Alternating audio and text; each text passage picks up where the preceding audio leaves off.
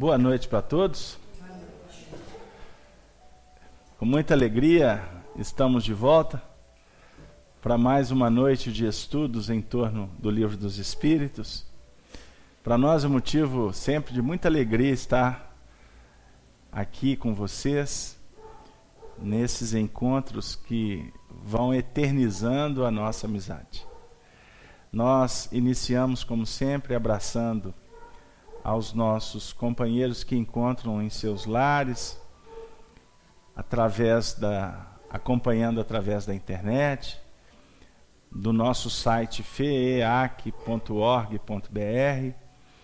os nossos irmãos da Rádio Nova Fraternidade de Maceió, a grande Maceió, os nossos amigos da Rádio Fraternidade de Uberlândia, Rádio Web também, além dos nossos companheiros que acompanham a Rádio Evoluir de Juiz de Fora. Temos aí um movimento muito importante na divulgação da doutrina a partir dessas rádios, dessas emissoras que vão sendo inauguradas, levando a mensagem nas regiões mais distantes, né? E ao mesmo tempo trazendo essas almas benditas para intercambiar conosco, no nosso caso, a Casa de Kardec, aqui de Belo Horizonte, e efetivamente alimentando cada vez mais essa amizade que vai nos sustentando nesse projeto de viver o Evangelho à luz da doutrina espírita. Então, gente, nós estamos na sequência do nosso trabalho, estudando o Livro dos Espíritos, a partir da segunda parte do livro, no capítulo 6, intitulado Vida Espiritual. Nós estamos trabalhando a questão 257, que é um tópico que na realidade não é uma pergunta, é um tópico desenvolvido pelo próprio Allan Kardec, que é a questão 257, portanto, intitulada Ensaio Teórico sobre a Sensação dos Espíritos. Na última semana, nós trabalhamos, no caso, o parágrafo 2º, que tratou da questão do perispírito, né? Que é o laço que une o espírito à matéria. E ele é tirado do meio ambiente, do fluido universal. Enfim, trabalhamos os aspectos desse nosso corpo espiritual e como efetivamente vai acontecendo o processo que para os espíritos muitas vezes é tido como dor, mas que na realidade são sensações que o espírito vive dentro de um plano de muita ilusão, vinculado às experiências dele na Terra. Porque quando o corpo morre, o perispírito, ou o corpo espiritual, é desvinculado do corpo físico, portanto o espírito, no mundo espiritual, não vai sentir mais dor física. Então Kardec veio trazer uma explicação muito generosa e muito clara para nós, no que remonta a esta situação.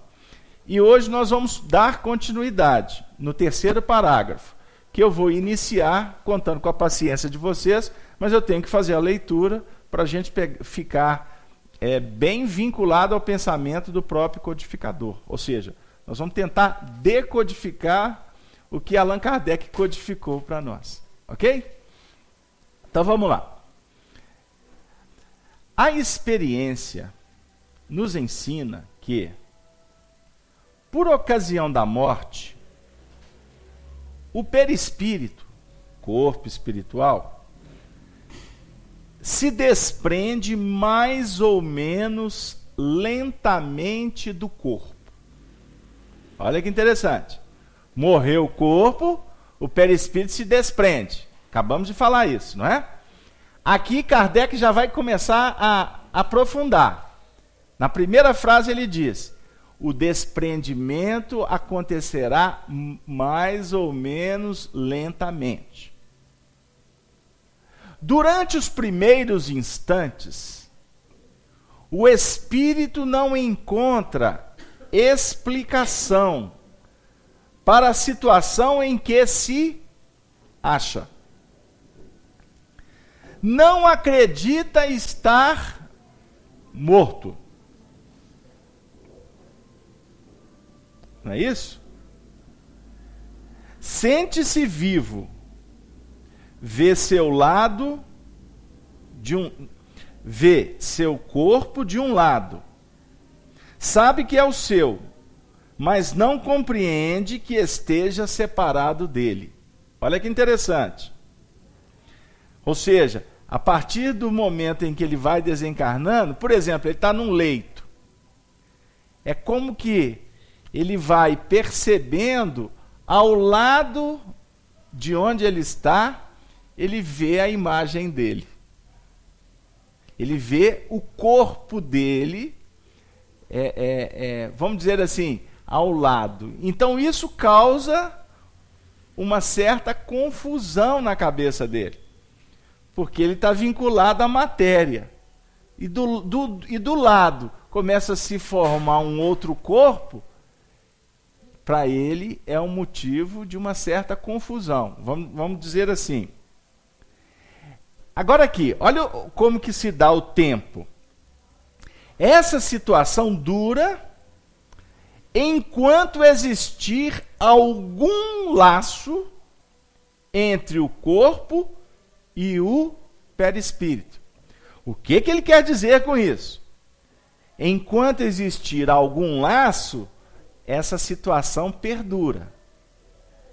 Então, não é um laço, não, são vários. Como assim?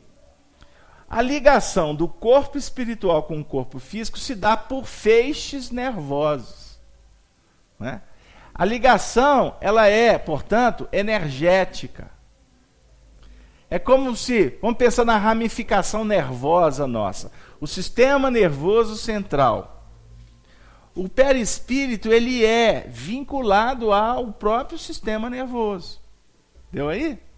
Então o indivíduo vai desencarnando, ele vai desencarnando, vamos dizer assim, gradativamente.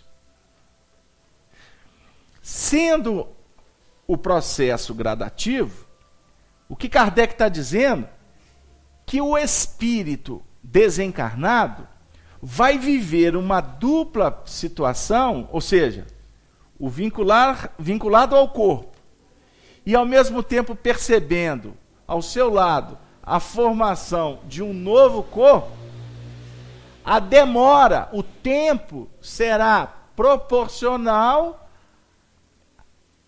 a esta vinculação que efetivamente existe. O que nós queremos dizer com isso?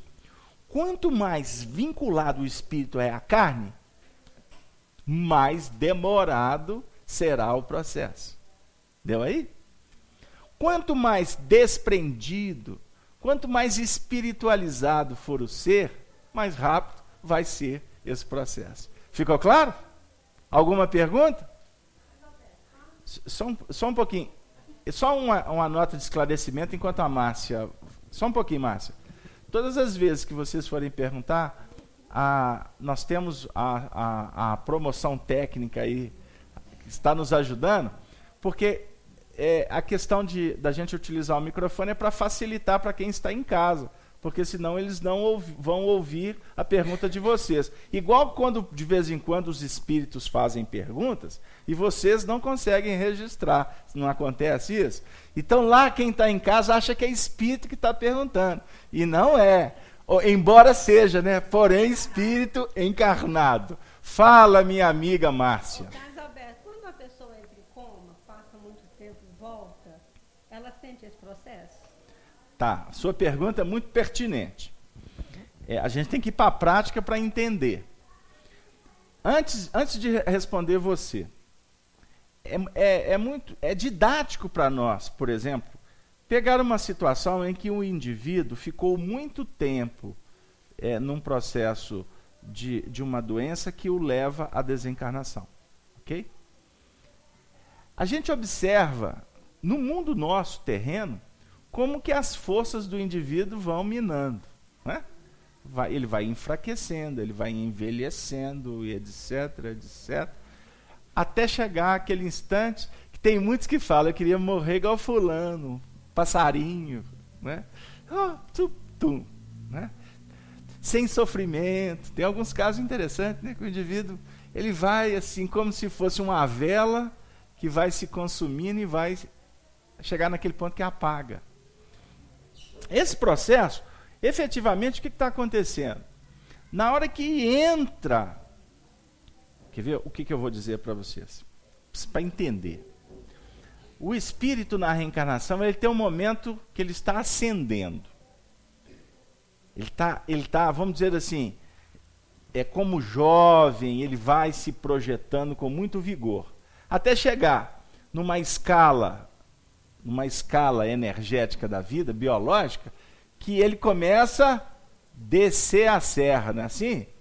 O caso Alberto, eu estou subindo ou descendo? Não posso responder, isso é de cada um, mas que eu estou descendo, vocês não tenham dúvida, ok? Estou descendo, né?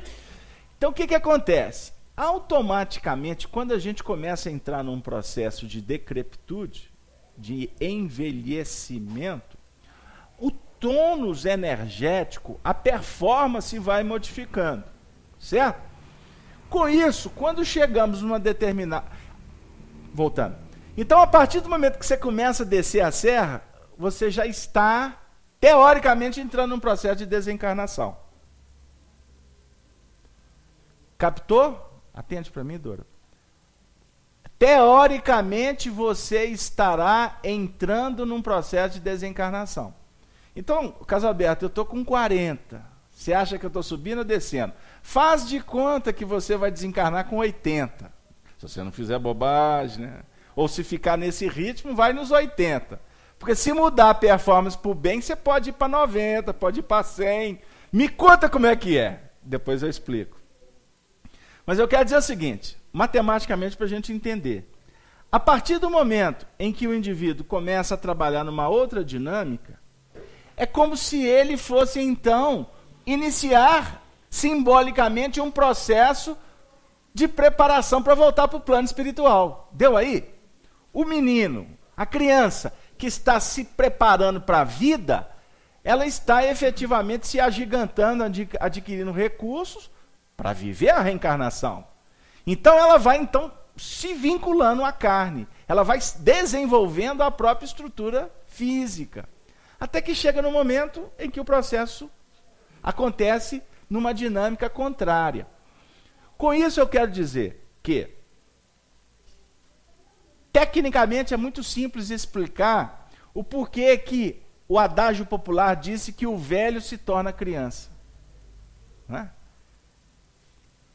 Muitas vezes a pessoa idosa, ela começa a trabalhar com muita similitude como uma criança. A forma de sentir, né? A forma de se projetar nos sonhos. A pessoa idosa, ela vai, pelo deslindar do corpo físico, ou seja, por começar instintivamente a se preparar para a desencarnação, ela começa a se intercambiar muito mais com o plano espiritual. Tanto que, quanto mais idoso, mais mediunidade o indivíduo tem. Da mesma forma, quanto mais novo a criança, por exemplo, mais mediunidade ela tem. Embora tem uns aí que começa com a mediunidade e vai até o fim com ela. Mas isso aí são casos que têm uma tônica de trabalho, ou então de dificuldades que o indivíduo tem que passar com a mediunidade. O que eu quero dizer com isso? Nós vamos entender claramente por que aquela menininha lá na sua casa, sua sobrinha, fica conversando com as bonecas. Ah, Casabel, mas isso é um imaginário. Não, imaginário muitas vezes é da nossa cabeça, porque ela está muito sensível ao mundo espiritual. Então a criança sempre acaba adotando um amigo espiritual, principalmente quando é solitária. Ai, ai, ai. Quanto mais no cantinho, mais amiguinha ela arruma. Deu aí? Porque ela abre as perspectivas. Os laços que aprendem ao corpo físico ainda não estão numa contundência, numa intensidade como está do adulto. Fiz-me claro? Então, quando o indivíduo vai envelhecendo, isso vai acontecendo com ele. Quando criança, muito sensível. Quanto mais idoso, mais sensível. É como se ele voltasse ao estágio anterior, porque a criança, vou repetir, falando a mesma coisa, mas de uma forma diferente. Como a criança está sendo preparada para a reencarnação, o idoso está sendo preparado para a desencarnação. É uma questão, é fato, isso é simples, isso é técnico. Aí lá nos últimos instantes, em grande parte dos casos, a mediunidade, a panela de pressão estoura, não acontece isso? Abre os painéis, a porteira, no interior a gente fala isso, a porteira abre e a boiada vai passar. Aí o indivíduo está lá muitas vezes, porque as atividades físicas são muito pouca intensidade, então o indivíduo, os laços vão se afrouxando. Então muitas vezes você está conversando com ele está conversando com você no plano objetivo da reencarnação, mas assim, daqui a pouco ele começa a falar coisas que têm muito a ver com o plano espiritual. Muitas vezes ele começa a ser instrumento para te dar recado, ou em determinados momentos, quando a fase é mais aguda, ele começa a conversar com você e fala assim, mas tem um do seu lado aí. E o povo liga para a gente desesperado, né? Papai está vendo espírito aqui em casa. Como é que faz? Manda a equipe da FEAC aqui. Você, mas eu vou mandar a equipe da FEAC para quê? Só se for para conversar com os espíritos. Porque está tudo certinho aí no processo. Mas se você entra em pânico, você complica. Você tem que ajudar o indivíduo orientando. Não é? Ah, o senhor está vendo fulano? Ele está vendo a vovó dele. E olha que ele está com 87. E ele está vendo a vovó dentro de casa. Eu estou vendo a sua avó, minha filha. Vovó, papai, sim. Olha que bênção, vamos orar por ela. E sai do painel. Você não vai pegar o seu amiguinho lá que está idoso e ficar perguntando o que ela veio falar comigo. Não é? Ou seja, querer explorar a sensibilidade dele, como a gente faz com os médiuns, né? Porque quando descobre que é médium, quer saber de tudo. É uma luta. Mas, voltando. Então, quanto mais o tempo vai passando, mais o mundo espiritual vai se abrindo, e quando chega o momento da desencarnação, ele já está prontinho. Deu aí? Ele já está prontinho. Já acontece diferentemente quando as mortes são bruscas. Em idades assim, o indivíduo está mais na jovialidade, o processo é mais confuso, mas nós não vamos entrar nisso agora não, porque senão nós vamos ficar falando só desses detalhes.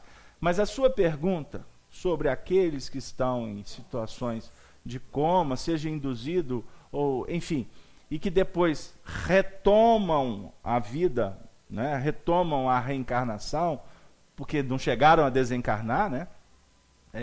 É muito comum esses que viveram situações chamadas quase morte, de depois retomarem ao corpo físico, trazendo experiências que viveram no mundo espiritual. Isso é muito comum, né? A ciência cataloga isso e grande parte, né, da ciência trata isso como um fenômeno do cérebro, né?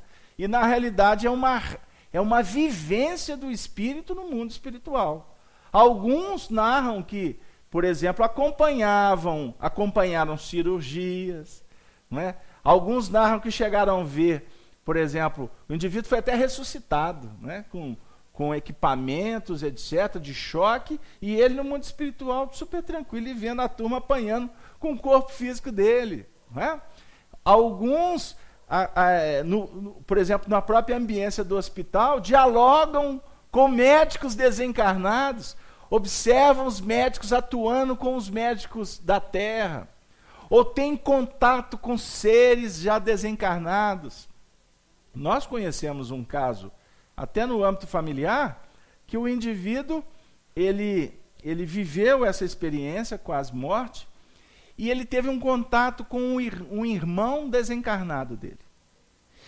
E, durante esse contato, o irmão disse para ele, você tem que ser forte, porque não chegou a hora de você desencarnar, ou de você vir para o lado de cá. Você tem compromisso neste setor com a família, com estes e com aqueles. Não é? E a sua vida vai dar uma guinada, vai acontecer Y, Y, Z.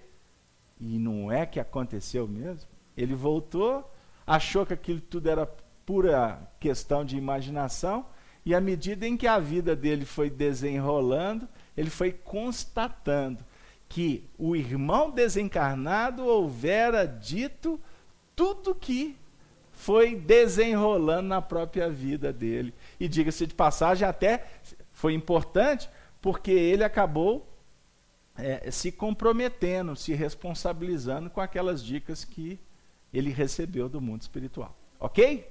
Você queria falar, meu amigo? Seu nome e seu bairro? Roberto de São Gabriel. Fala, Robertão. Roberto, aproveitando esse gancho que você deixou aí, eu queria saber, eu acreditava antigamente em ressurreição, agora eu sou espírita e acredito em reencarnação, certo? Então eu queria saber, como eu sendo espírita, estou aqui estudando, aprendendo, quando eu for desencarnar, quando eu chegar a desencarnar lá, isso vai me ajudar, vai ficar mais calmo, mais tranquilo, mais esclarecido, ou não tem nada a ver? Jesus, no capítulo 8 do Evangelho de João, no versículo 32, afirma assim: conhecereis a verdade, e a verdade vos libertará. A pior doença que existe na humanidade é a ignorância. Você não tem a dúvida. Porque, mediante a ignorância, se comete um monte de arbitrariedades, de tolices, campeamos na ilusão, defendemos teses que são destituídas de veracidade, enfim. No que remonta à desencarnação, essa pergunta foi elaborada lá na década de 40 por estudiosos e foi endereçada ao Espírito Emmanuel. Através de Chico Xavier, ele trouxe um pensamento muito sério. E aqueles que gostam de pesquisar, o que eu vou falar está contido no livro O Consolador, que é um livro de perguntas e respostas, perguntas endereçadas ao Espírito Emmanuel e ele atendendo, enfim, em vários assuntos. E uma dessas perguntas foi assim: o espírita tem alguma vantagem no momento da desencarnação? Por conhecer, por saber da realidade do mundo espiritual? Emmanuel disse assim: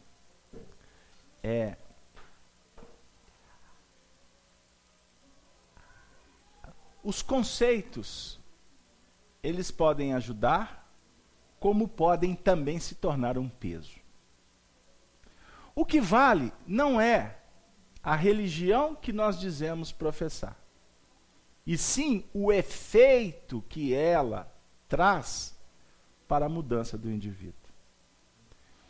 Não tenhamos dúvida de que o conhecer a imortalidade da alma, a realidade da vivência no mundo espiritual, o intercâmbio dos espíritos conosco, se for bem utilizado, meu amigo, pode ser como que um impulsionador de um foguete. Não tenha dúvida. Mas também, se não significar para o indivíduo mudança interior, pode se tornar um peso para jogar esse foguete no fundo do oceano. Porque isso pode significar para ele, para esse espírito, arrependimento. Por ter tido a informação e essa informação não ter significado para ele promoção espiritual. Nós não falamos sobre a condição de estar agarrado, amarrado, vinculado, preso no corpo físico, que pode dificultar na desencarnação? Não falamos isso agora? Lendo Allan Kardec? Então o indivíduo pode ser espírita. E pode ser muito mais agarrado no corpo físico, na vida, do que o ateu, que é um ser completamente desprendido. Deu aí? Não sei se ficou claro para todos. Não é o conhecimento que está aqui, é o que efetivamente o indivíduo procura realizar na sua vida. Ah, caso aberto, então eu estou lascado. Não, não preocupa não. Nós poderemos até dizer que só de estar matriculado numa atividade como essa que nós estamos, como você falou e nos sensibiliza quando escutamos uma expressão dessa, eu sou espírita. E você, pelo que a gente conhece um pouco, tem pouco tempo que está aqui, não é? Isso, uma frase como essa, costuma ter muito mais peso do que alguns que estão há décadas, e você é espírita, mais ou menos. Agora os meninos, tudo que você fala para eles, mais ou menos. Eu não sei porquê, ainda vou descobrir. Tem que pesquisar no Google. Tudo é mais ou menos. O mais ou menos, meu amigo, ele não é nem quente nem frio, ele é morno. E Paulo de Tarso no Evangelho fala que nós temos que ter decisão. Nós temos que aprender a nos posicionar. Nós temos que, efetivamente, entender o que nós estamos fazendo, procurar o sentido da vida e fazer que esse sentido tenha sentido. Não sei se deu lá. Porque senão fica na periferia. Você é espírita? Ah, eu sou, vou lá uma vez por semana. Ah, então beleza. Ah, faça até o culto no lar. Aí a gente costuma observar que o indivíduo é espírita, mas está tendo prática católica até hoje. Com todo respeito às práticas católicas. Porque existem muitos católicos que têm uma fé, que realizam trabalhos maravilhosos. Mas uma boa parte é o religioso que vai lá uma vez por semana, não é? Nas festas religiosas ele adota determinadas práticas, etc., para ver se conserta o que está estragado. E não é assim. Não é movimento exterior, é vivência. Ficou claro? Alguma pergunta? Posso continuar? Então, Sony quer falar? Não. Tá. Bom, então, essa situação dura enquanto existir algum laço entre o corpo e o perispírito. Olha o que Allan Kardec vai contar. Um suicida nos dizia: não estou morto. Quer dizer, um suicida nos dizia, isso foi uma comunicação espírita, uma reunião mediúnica, em que um espírito suicida veio trazer um depoimento, ok? Não estou morto. E acrescentava: no entanto, sinto os vermes a me roerem. Olha o que o suicida falou. Eu não estou morto. Quer dizer, eu estou aqui. Porque se eu tivesse morto, né, eu não estaria nem aqui conversando com vocês. Eu já tomei consciência que eu morri.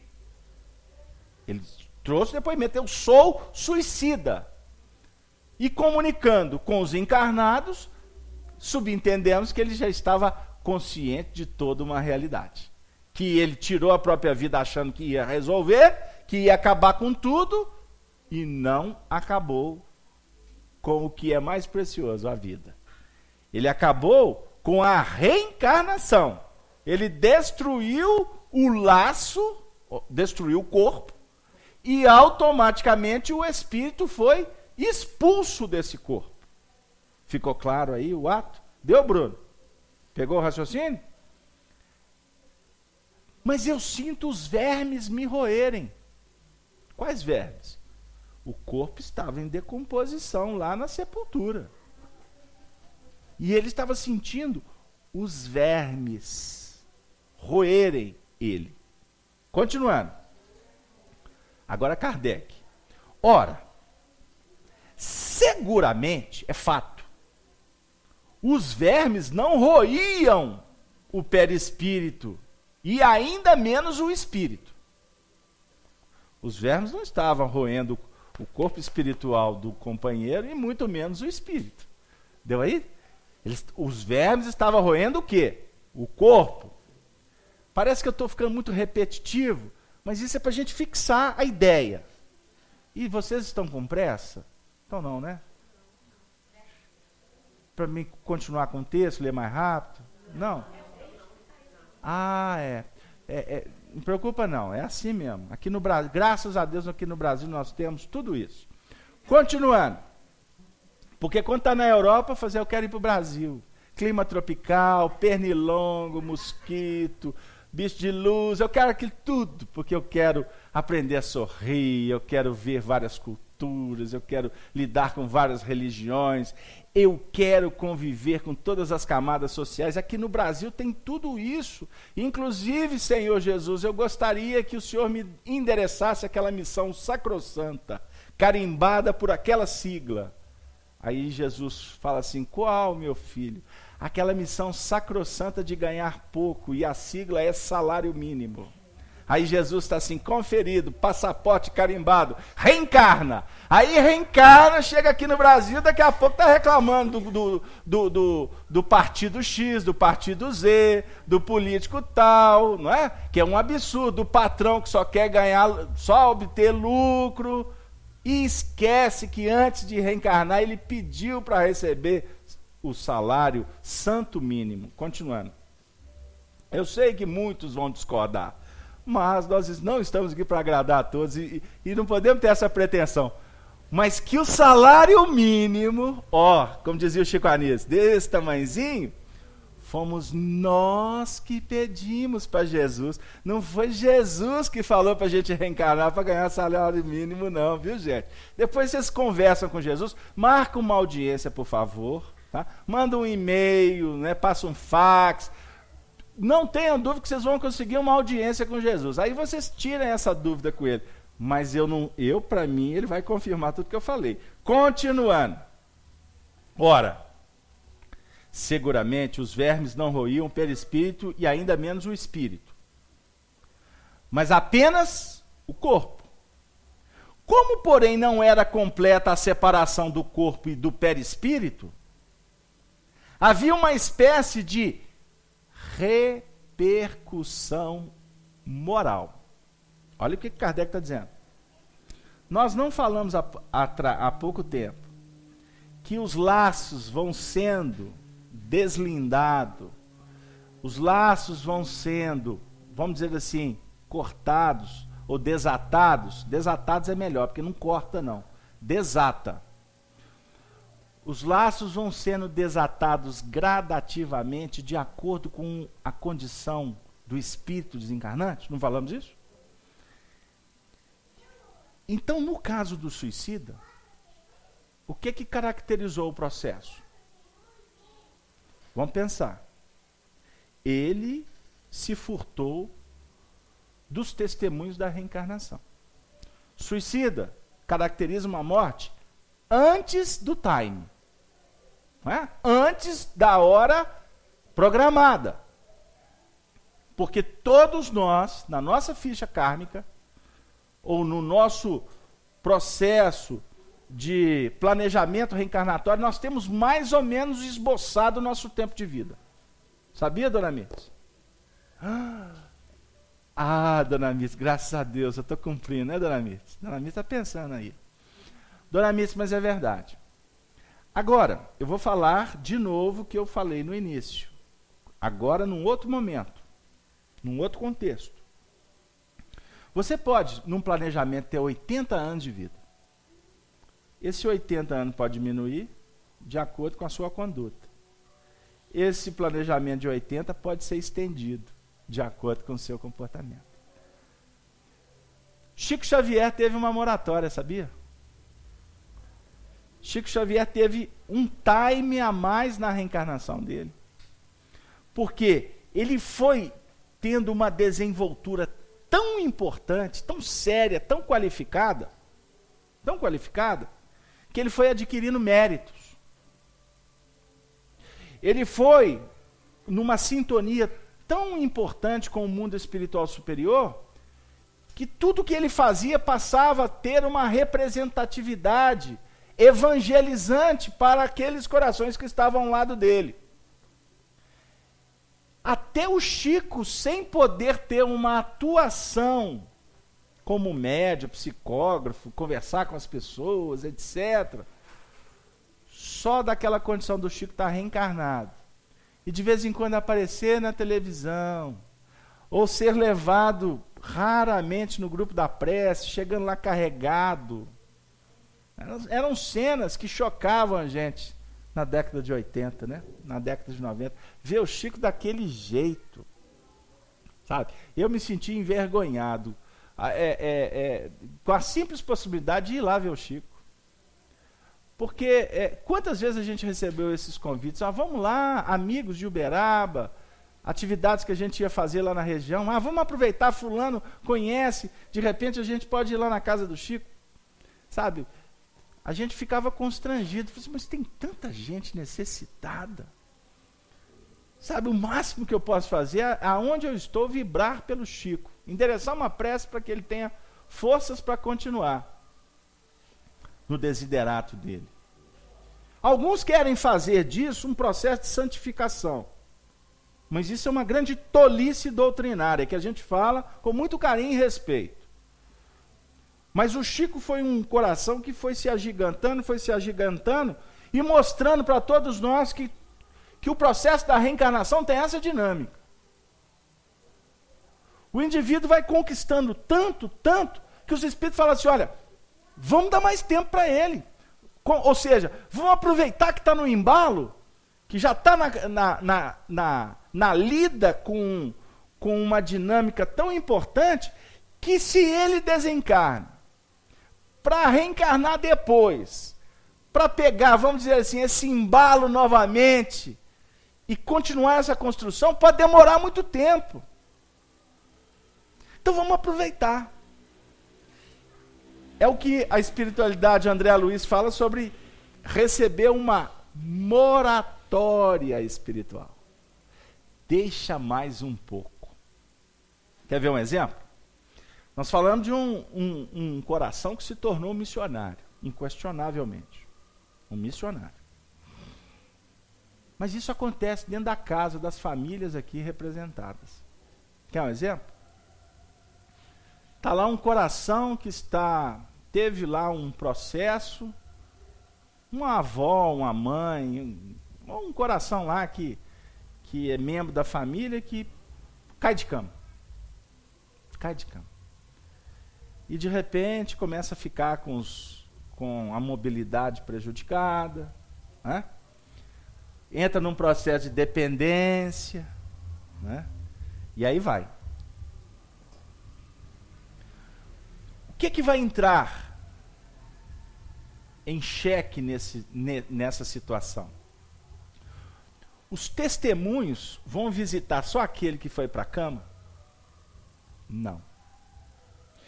Por isso é que os espíritos falam que quando adoece alguém numa família, a família toda está adoecida. Isso é um adágio antigo, mas de uma sabedoria profunda. Porque não tem como tratar assuntos separadamente num contexto familiar. É como se tudo está dentro de tudo. Deu aí, minha filha? Aí o que vai acontecer? Temos lá uma mãe que foi para a cama, e são 6 filhos.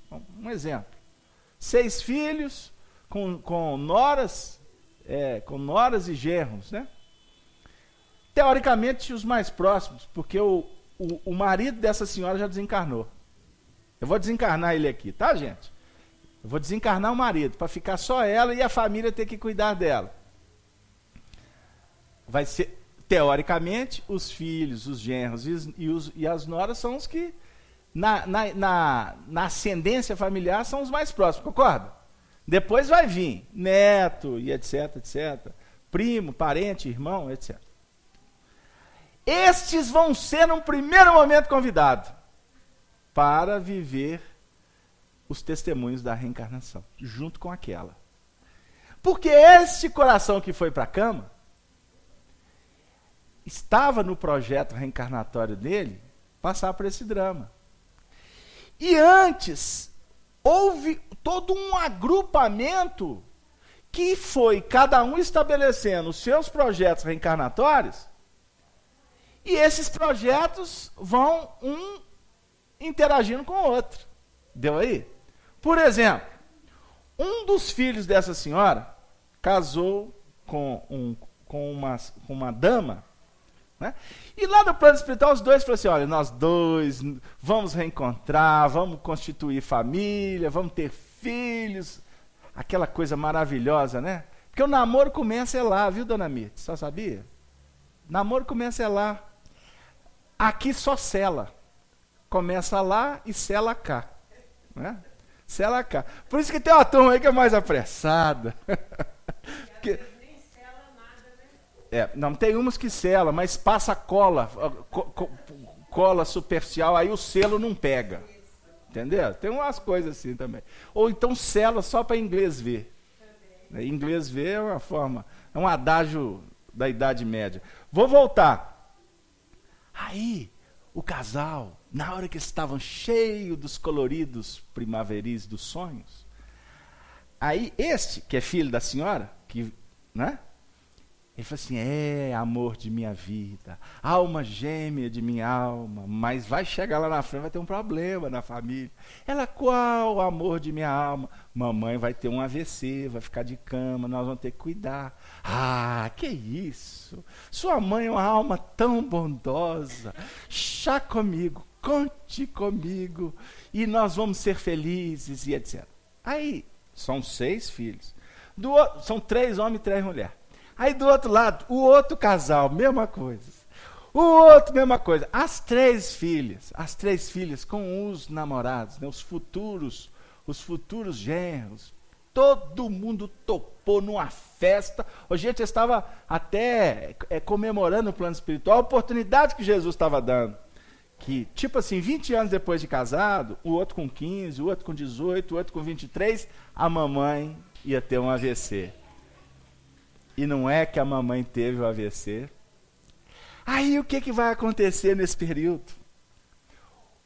Os 6 filhos, portanto, com as suas companhias espirituais, então, portanto, são 12, olha para vocês verem, colégio apostólico, 12, 6 e 2, né? 6 vezes 2, 12. Captou a matemática, Gislene? Aí o que acontece? A mamãe foi para a cama. Aí começa. No primeiro momento, todo mundo surtou. Sua mãe, hospital, e etc. Aí, e aquele alvoroço, e etc. Aí fica lá no CTI, sai do CTI. Aí uns está assim, já está meio idosa, podia aproveitar o embalo e ir de uma vez. Aí o outro assim, não, mamãe, ela não pode, etc. Aí ela tinha um din-din guardado. Aí um do outro lá fala assim, eu acho que ela tem que ir mesmo. Porque ele já começa a fazer conta da herança. Aí na hora que... Aí ela recuperou. Louvado seja Deus, mamãe recuperou. Ela começou até a formar o perispírito do lado dela, né? Porque ela ficou em coma, etc. Mas o perispírito murchou e ela voltou. Graças a Deus. Para a espiritualidade. Porque chegou a hora da realização de todo o planejamento reencarnatório. Aí começa. Vão ter que dividir quem que vai dormir no hospital. Gente, quando chega essa hora, 10% desse agrupamento de 12, porque, olha, guarda o que eu estou falando, eu só aprendi com o Honório Abreu. Toda a equação do evangelho dá certo em 10%. 90% fica para a próxima. Né? Jesus, foram 10 leprosos lá pedir ajuda, não foi? Ele curou todos, curou? Em tese. Na realidade, a cura foi só de um, porque foi aquele que reconheceu. Ele abençoou os 10. Mas aquele que voltou, Jesus diz, o único que voltou, Jesus diz, agora você volte para casa, não entre na aldeia e não peques mais. Não entra na aldeia, não vincule de novo com as complicações, não é, com os movimentos, com a sociedade, etc. Entra para dentro da sua casa íntima, e vai trabalhar a sua renovação. Então, desse grupo de 12, né, 1,5, vamos falar de 2. Vamos falar um casal. Né? Um casal é aqueles que ombram. Porque a grande maioria, não estou generalizando, que existem famílias que levam, o agrupamento leva a missão até o fim e com amor, não é com obrigação não. Mas o que a gente tem visto por aí é que nesta hora do testemunho, Gislene, sabe aqueles beijos, os afagos, as cartinhas. Antigamente tinha carta, hoje é e-mail, né? Não, é Facebook, Casalberto. Antigamente escrevia cartinha de amor, né? Aquelas coisas bonitinhas, mandava retrato. O Chico Xavier mandava nas cartas dele pétalas de rosa. Olha que coisa romântica, maravilhosa. Hoje em dia, o povo está com tanta pressa para juntar os panos, né? Que já vai tudo no Face, né? Os casamentos já estão. Daqui a pouco vai ter casamento wireless, Wi-Fi, né? Vai ter umas coisas assim. Mas na hora do testemunho, sabe aqueles compromissos? A gente começa a falar assim, deixa para depois. Por isso que a gente vai entendendo a importância da reencarnação como uma grande metodologia para burilar a pedra bruta para que ela se torne diamante amanhã. E burilamento, gente, no nosso atual estágio, não é na flauta, não. Burilamento é trabalhar nas condições mais ásperas. Agora, bem-aventurado aquele que entende isso e que cumpre e que leva até o fim, por mais que seja doído, por mais que seja dilacerante.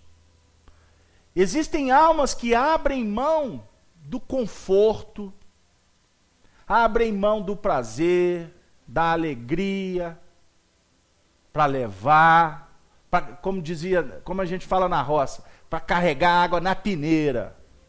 Porque quem carrega água na peneira, você sabe qual que é o simbolismo, né? Você já carregaram água na peneira? Já carregou?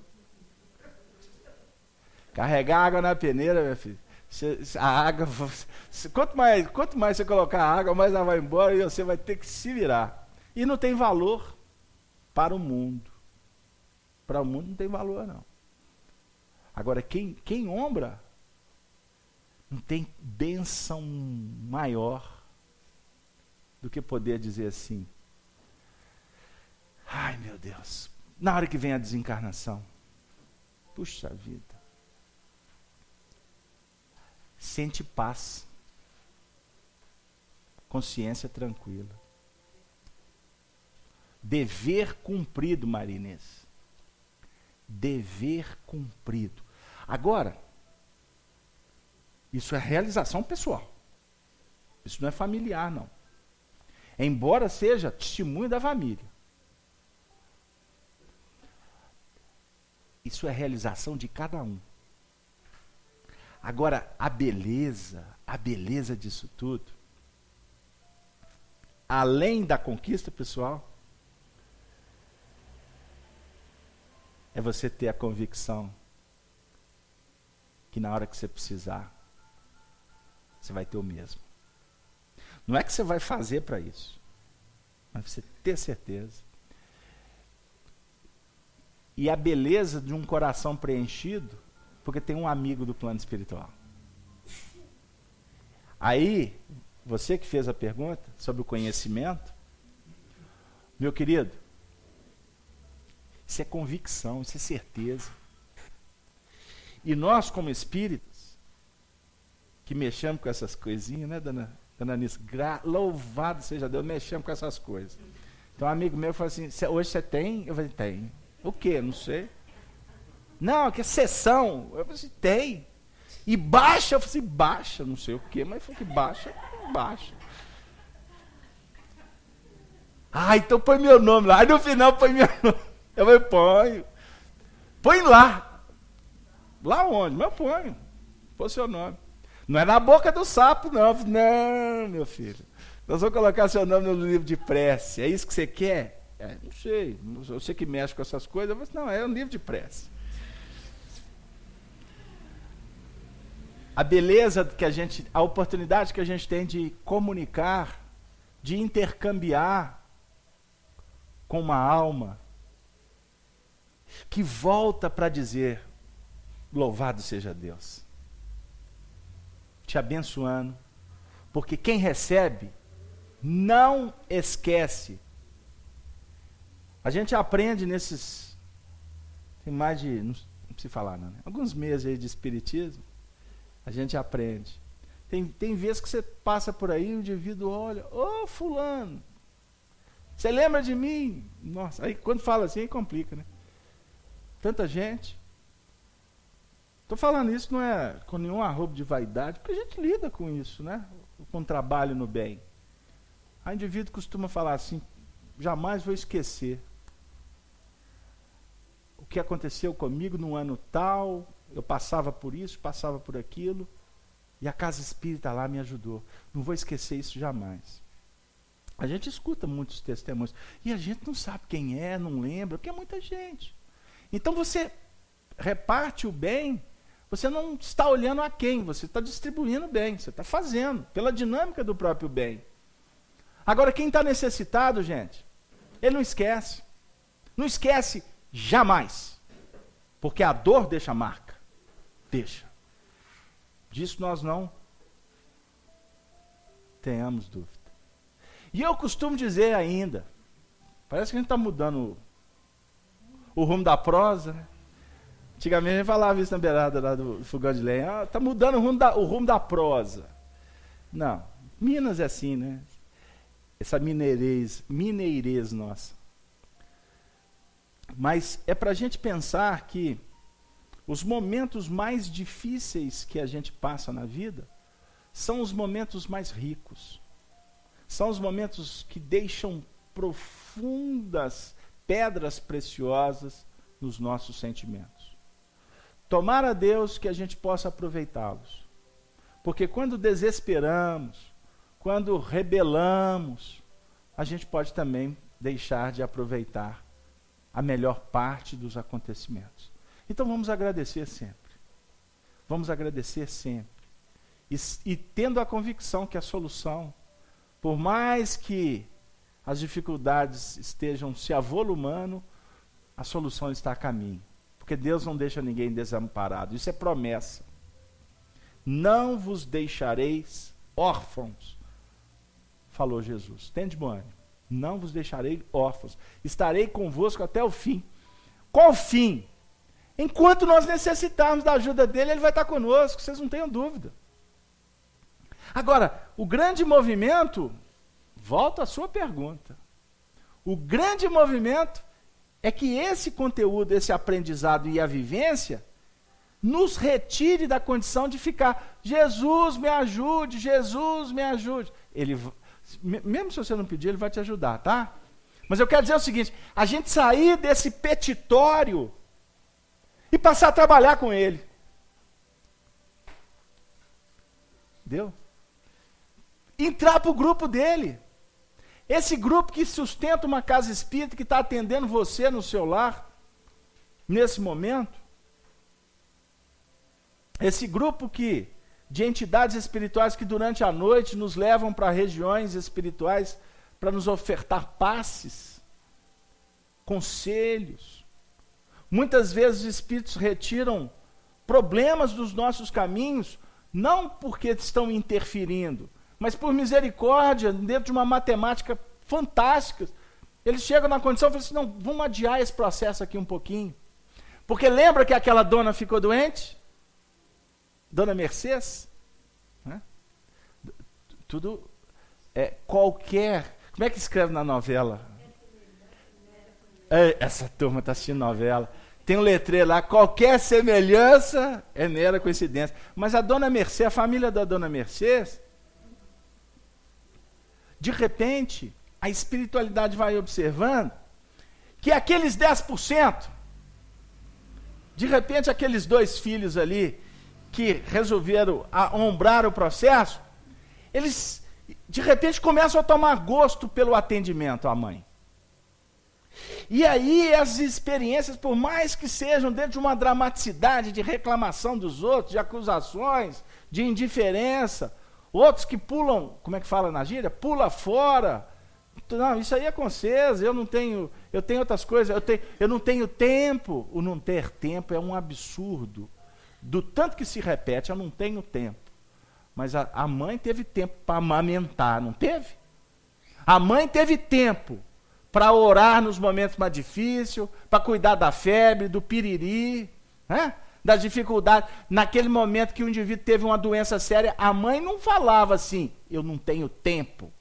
A mãe, que hoje está na cama, teve tempo. E o filho hoje não tem tempo. Mas aí a espiritualidade vai observando que o negócio vai tomando uma pungência tão importante, que eles falam assim, ó, o planejamento era para ficar doente 3 anos. O negócio está ficando bom.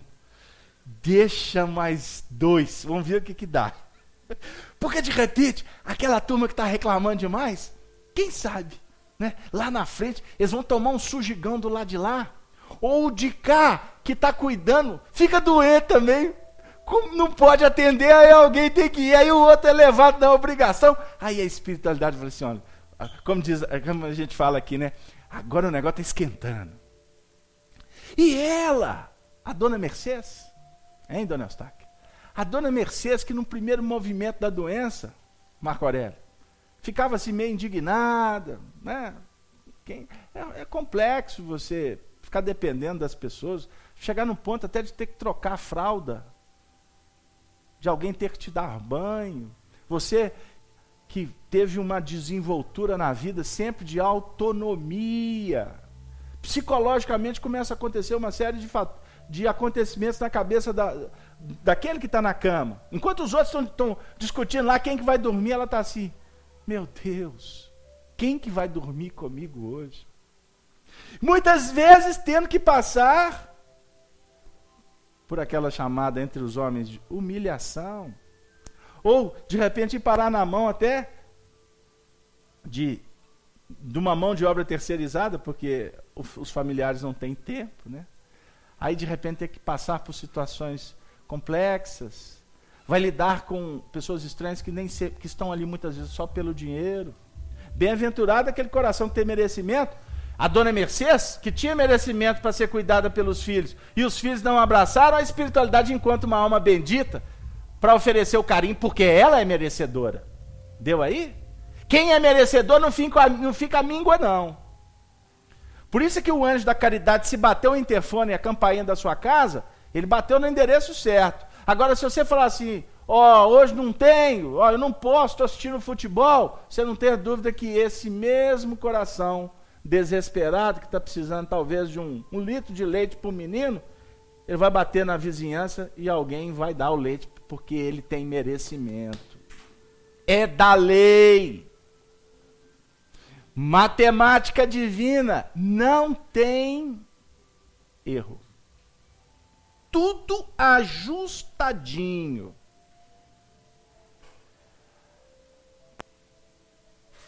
Aí os netos, que eu falei só dos 6, né? Filhos. Falei dos casais. E os netos? Vendo a vovó ali, de repente recebendo exemplo dos pais, porque os pais estão discutindo, hoje eu não vou no hospital. E o netinho está assim, mas é vovó. Quantos testemunhos que nós já vimos por aí?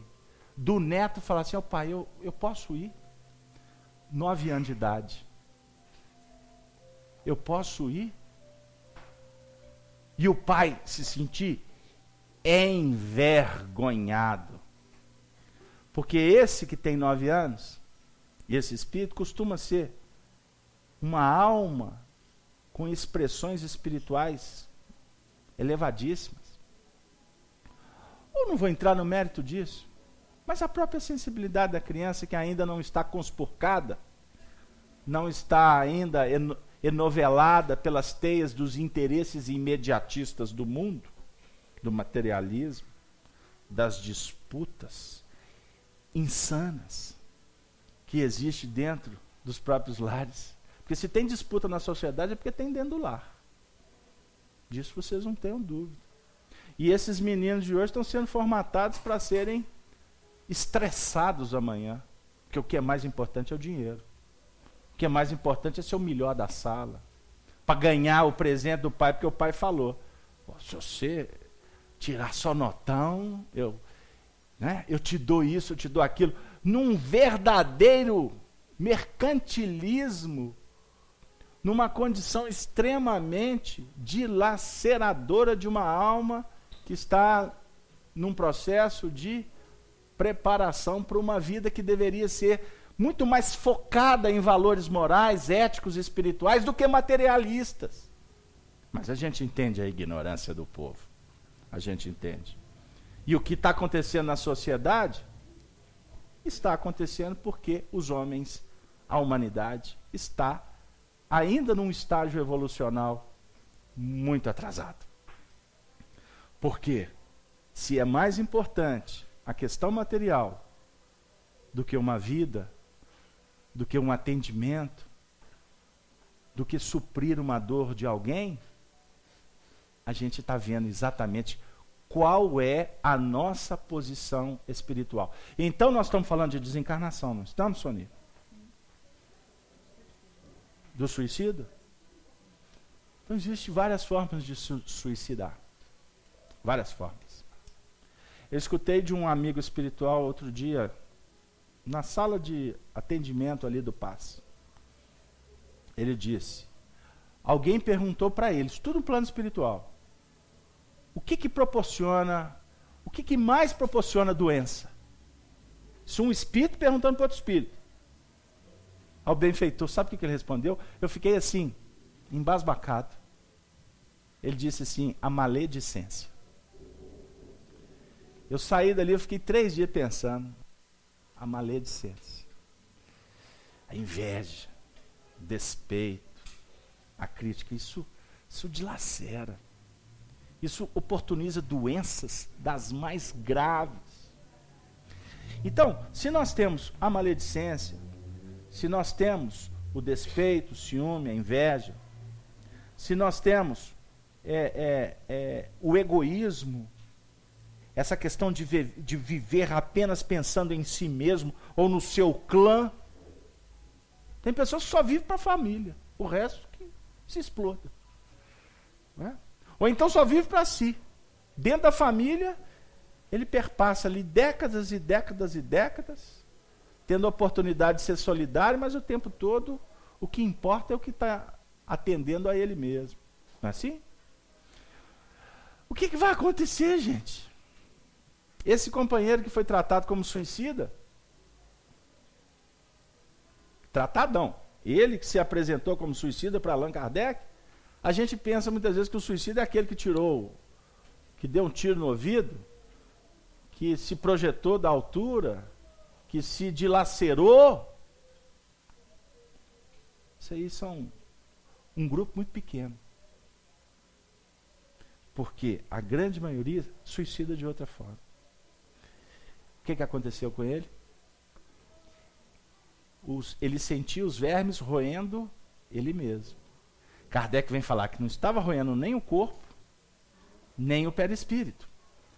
Mas havia o quê? Uma espécie de repercussão moral, porque ele estava vinculado ao corpo físico ainda. Sabia disso, minha filha? Tem espíritos que ficam presos. Por quê? Vão percebendo situações, a consciência começa a abrir painéis de atitudes, de comportamentos que tiveram na vida. Tem coisas que ficam guardadas que vêm e voltam. Só que isso tudo é repercussão moral. É uma sensação de que se passava no corpo.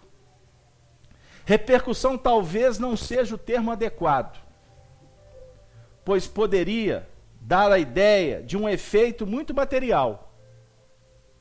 Era antes a visão do que se passava com o corpo. Deu aí?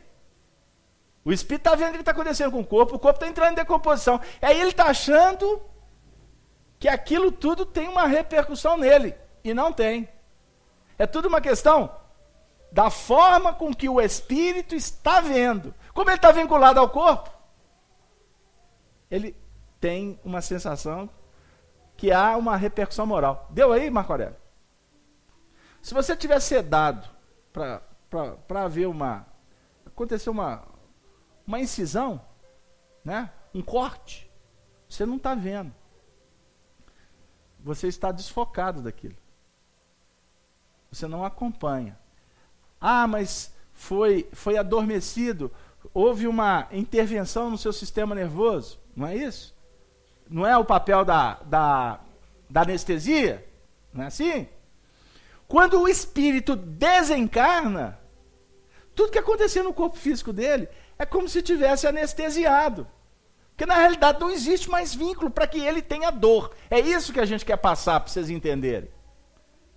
Ele não tem que sentir dor. Mas como ele ainda está assim, se sedar o indivíduo, sedou, e ele ficar acompanhando a cirurgia, doutor, põe uma cortina melhor. Não é assim? Aí o doutor coloca, tampona tudo, não posso ver sangue, doutor. Aí o doutor tira o homem, apaga o sujeito. Porque na realidade o doutor sabe que dor ele não vai sentir.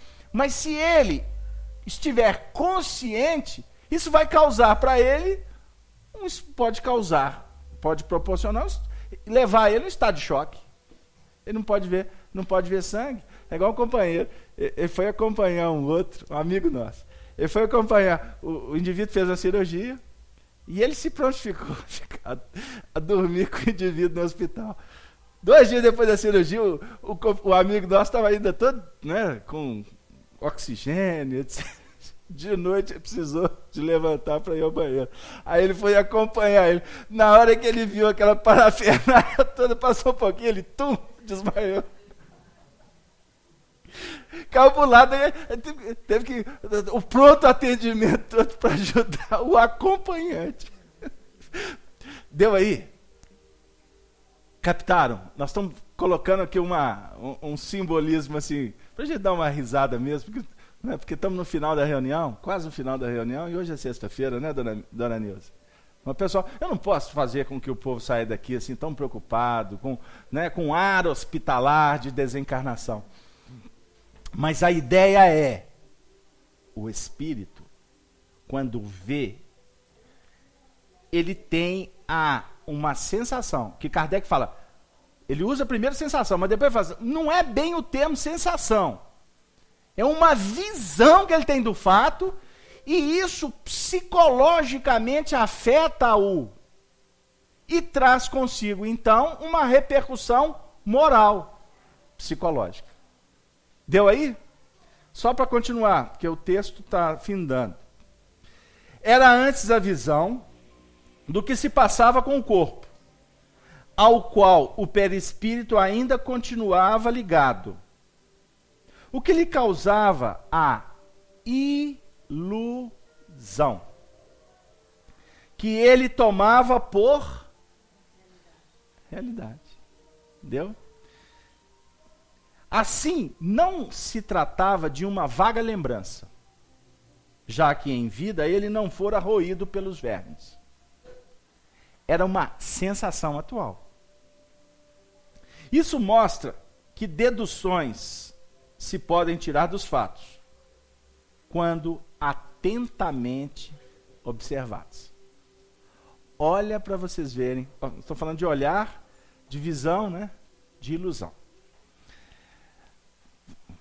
Vocês sabem que nós gostamos de trabalhar os textos com as ideias que vão surgindo no momento, para nos ajudar no entendimento.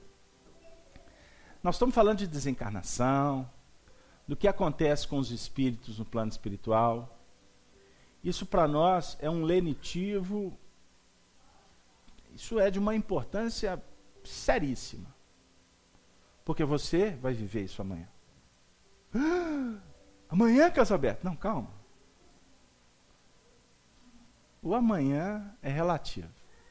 Pode ser daqui a uns 30 anos, né? Mas o amanhã pode ser amanhã mesmo. Não sei.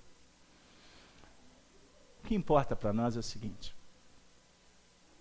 É a gente entender que o que é mais importante para nós é verificar que no mundo espiritual, que começa aqui agora, nós temos que valorizar bastante a nossa forma de ver os acontecimentos. Porque a partir do momento em que você começa a aprimorar a sua percepção espiritual dos fatos, você pode, numa mesma situação que antes era tenebrosa, você passar a observar essa situação como oportunidade.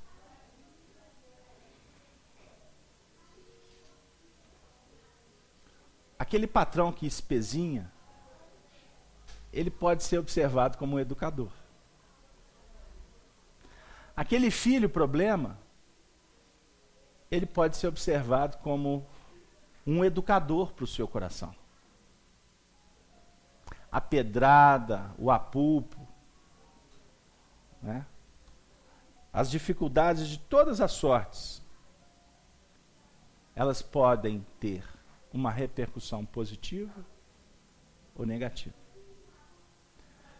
Essa mosca em busca da luz, que está entrando no ambiente, se eu permitir, ela pode me desestruturar. Não pode? Imagina se eu for ficar fazendo um estudo aqui, tirando as moscas. Incomoda? Incomoda. A partir do momento que você começa a dar uma atenção, ou dar importância para uma coisa que não tem tanta importância. Existem algumas dificuldades que nós temos que precisam de terapia. Porque nós supervalorizamos isso um dia. Existem hoje situações que se tornam fobias. Fobias. Que você tem que passar por terapêuticas para que um especialista possa te mostrar que isso não existe mais. Que é ficção científica. É ficção, é imaginação. O indivíduo desencarnou ontem na boca de um leão. Foi trucidado por um leão. Bárbara Eleodora, que ficou conhecida pelo seu codinome Marília de Dirceu, a eterna namorada de Tomás Antônio Gonzaga, nós estamos nos referindo aos Inconfidentes, a época da Conjura Mineira. Bárbara Eleodora, quando assistia às procissões que percorria as ruas estreitas, os calçadões de Ouro Preto, quando saía da igreja, a procissão saía, porque eram procissões de várias igrejas, né? Ouro Preto tem mais de 20 igrejas, né? Parece 32, não tenho o número exato agora. Mas a procissão que saía da igreja principal, que é a de Nossa Senhora da Conceição, no centro de Ouro Preto, que foi a igreja construída pelo mestre Ataíde, nessa igreja tinha, hoje está locado na igreja de São Francisco, chamada São Francisco, porque essa igreja da Conceição está em reforma, foi tombada pelo patrimônio histórico, ela está numa reforma e vai, daqui a algum tempo, vai voltar nas suas atividades com aquela beleza, aquela exuberância toda. Mas dessa igreja saía, lá tinham 4 leões que foram esculpidos em madeira, parece que pelo mestre Ataíde. E quando a procissão saía, que Bárbara Eleodora, que morava como se fosse aqui a uma quadra da igreja Nossa Senhora da Conceição, ela ficava num largo, a casa dela, hoje é uma escola, que se chama Marília de Dirceu. Quando esses leões saíam, que faziam parte, junto com as imagens, etc., esses leões eram levados, ela entrava em pânico, por ver os leões. Porque aqueles leões, eles tinham uma significação muito séria, e remontava um passado no qual ela desencarnou, trucidada por leões na arena do Circo Máximo. Olha que interessante. Nós estamos nos referindo ao século XVIII, final do século XVIII, né? 1700 e lá na época, né, 1789, e aí vai. Passado, então, mais ou menos, mais de 1.500 anos, ela trazia essa sensação, essa dificuldade.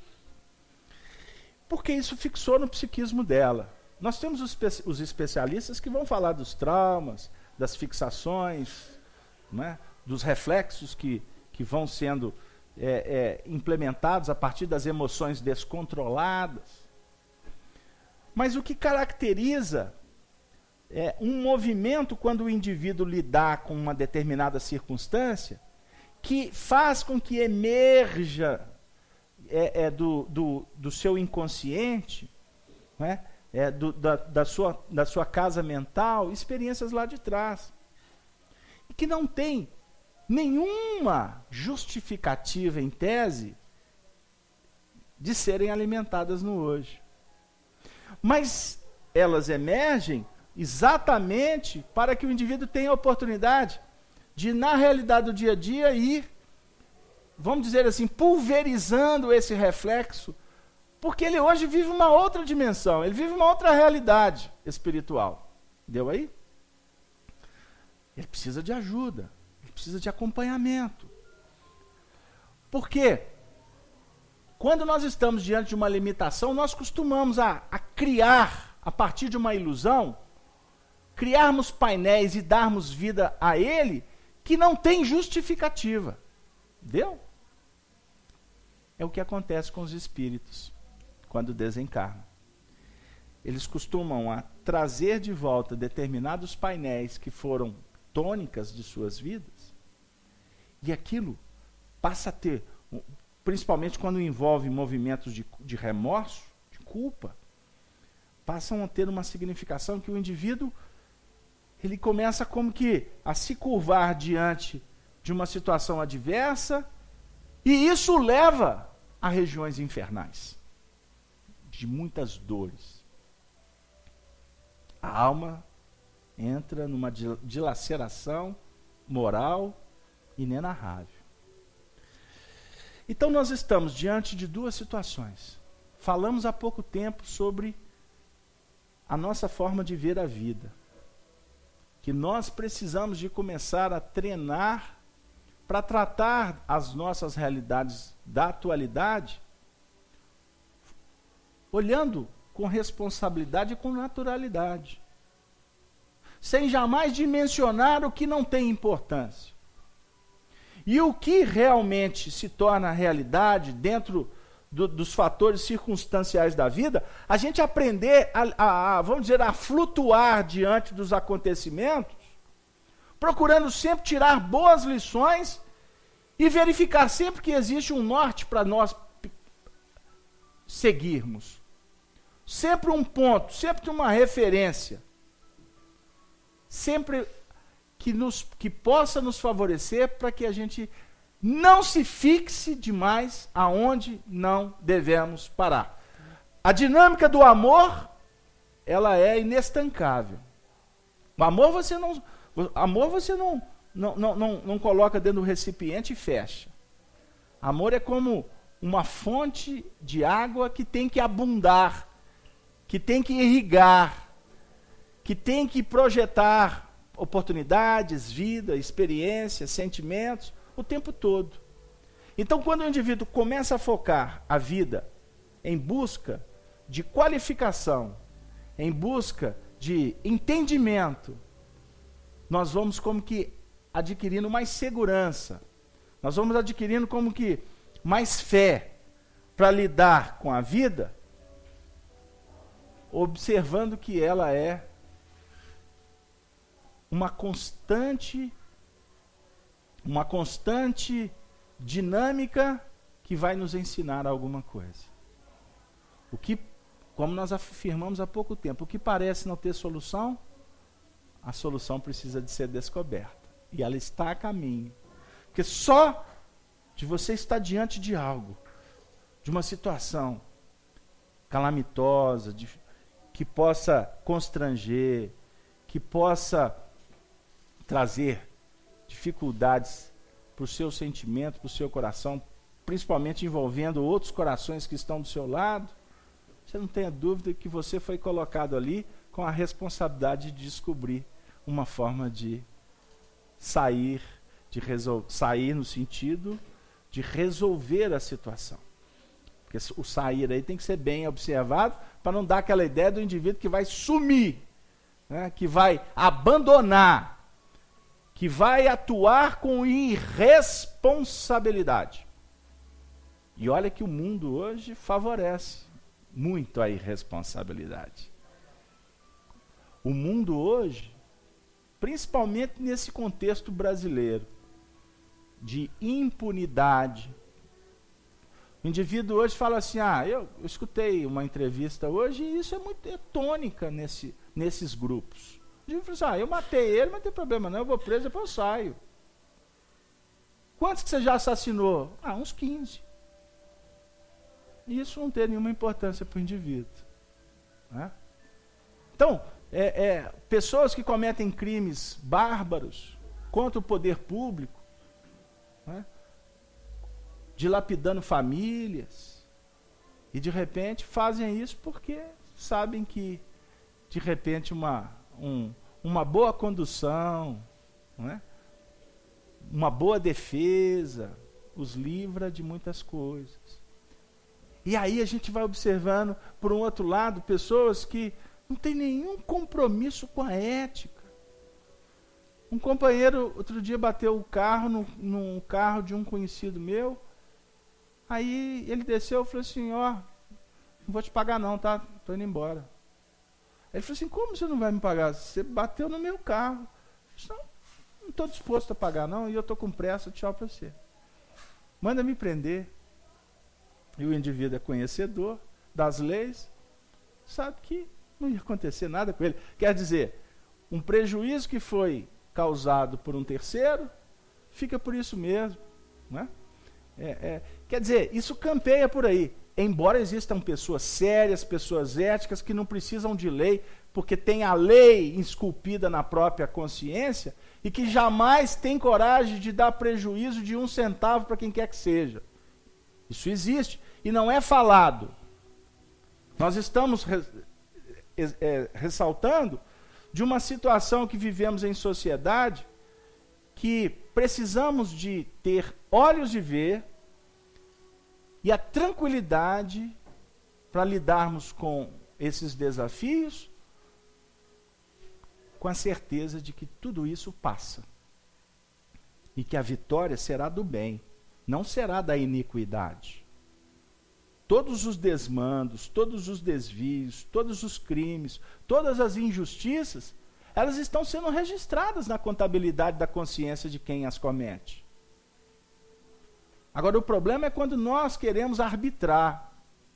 Quando até em sociedade, sentado à mesa com amigos, aí começamos a passar a lista nos problemas do mundo, acusando, atirando pedra, Isso é uma total infantilidade.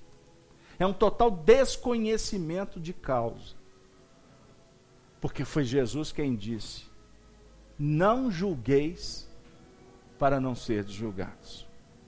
Com a medida com que medirdes, sereis medidos. Agora, o próprio mestre nos apresenta um roteiro de vida. Uma caminhada inquestionável no que remonta ao resultado dela. A caminhada do bem felicitará aquele que a percorrer. Na hora certa, no tempo devido. Portanto, que possamos, nesses instantes que antecedem ao final da nossa atividade, refletirmos sobre o valor da alegria. Porque o Evangelho é uma proposta que visa a felicitação de cada coração. E uma reunião como essa não pode ter um caráter de uma reunião que tenha um peso negativo. Uma reunião como essa é para nos falar que as nossas tristezas do mundo, elas vão passar. E nós vamos ser felizes, com certeza, no tempo devido. Por isso, alegria cristã. Nós vamos terminar a reunião citando o Evangelho de João, no capítulo 16, no versículo 20. Porque Jesus vai falar para os discípulos exatamente sobre a alegria no momento em que ele está partindo para o mundo espiritual. Capítulo 16 é aquele momento em que ele está sentado com os discípulos na ceia. Ele vai falar do Espiritismo, o Consolador prometido. Ele vai lavar os pés dos discípulos. Ele vai falar que é necessário que ele vá para que o Consolador venha. Ele vai falar que não existe amor maior do que dar a vida pelo semelhante. Ele vai falar que Deus é o grande promicultor do universo, e que ele, Jesus, é a videira, e que nós somos as varas. São expressões simbólicas que nos mostram a importância de estarmos intercambiando com o excelso amigo Jesus.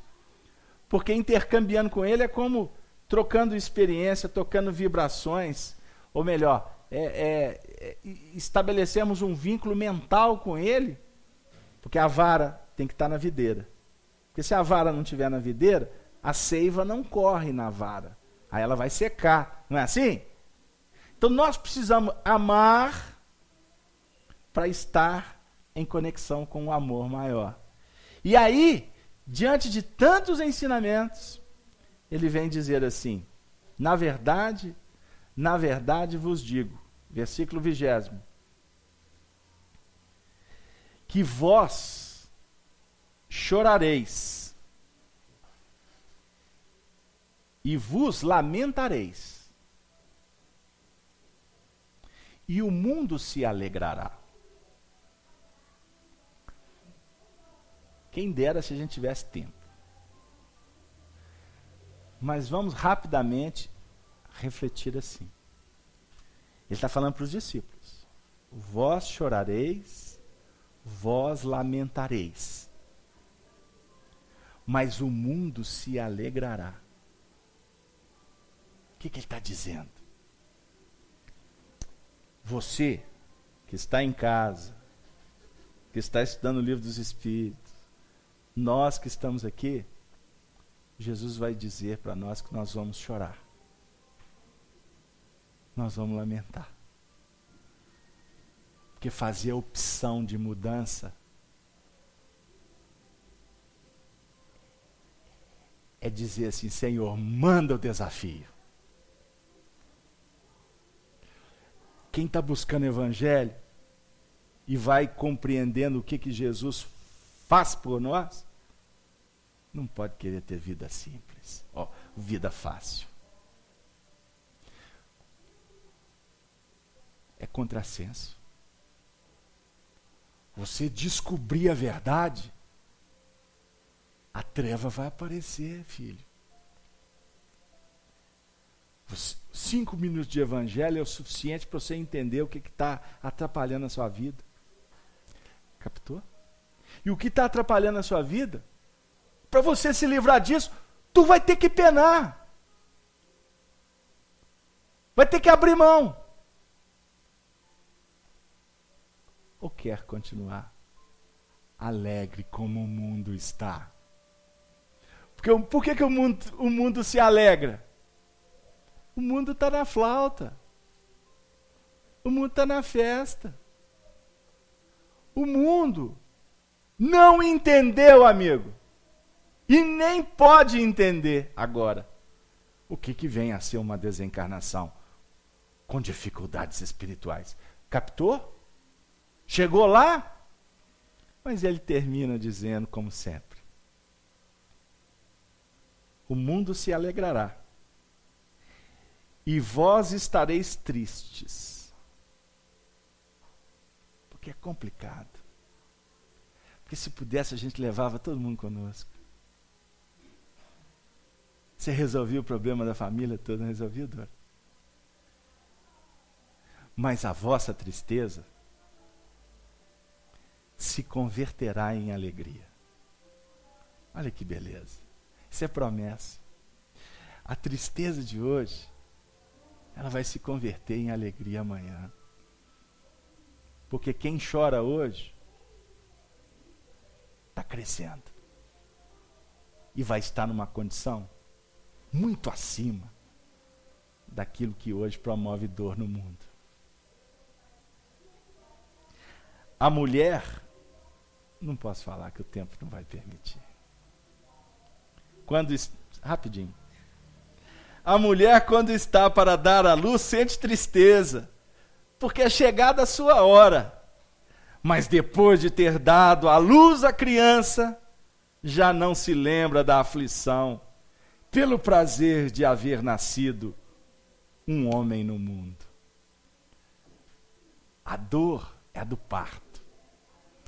E o homem que vai nascer no mundo somos nós, amanhã. Homens dignos, nobres, educados, responsáveis, trabalhadores do Cristo. Obrigado, Senhor. Obrigado, espiritualidade, por mais uma reunião, por mais um encontro, em que os valores da amizade se tornam referencial para que nós possamos continuar seguindo as tuas pegadas. Excelso amigo Jesus. E em se tratando de amizade, nós suplicamos que a rede Amigo Espírito possa continuar favorecendo para que a amizade dos cristãos se dinamize, viajando distâncias e aproximando as almas para o intercâmbio bendito da excelsa fraternidade. Que Jesus esteja conosco, abençoando a você no seu lar, você que faz parte da Rádio Nova Fraternidade, da Rádio Fraternidade, da Rádio Evoluir, você que está acompanhando o nosso trabalho através do site da FEAC, enfim, que possamos todos, interrompendo a atividade, voltar para os nossos núcleos de responsabilidade, aguardando que o sol despertando amanhã favoreça, para que a gente possa continuar na direção do excelso bem. Tenham todos uma boa noite, muita paz, e que Maria Santíssima se faça nos nossos corações para lembrarmos que Jesus é o Senhor das nossas vidas. Que assim seja. Muito obrigado. E nesse momento, nós nos despedimos e interrompemos a transmissão. Muito obrigado.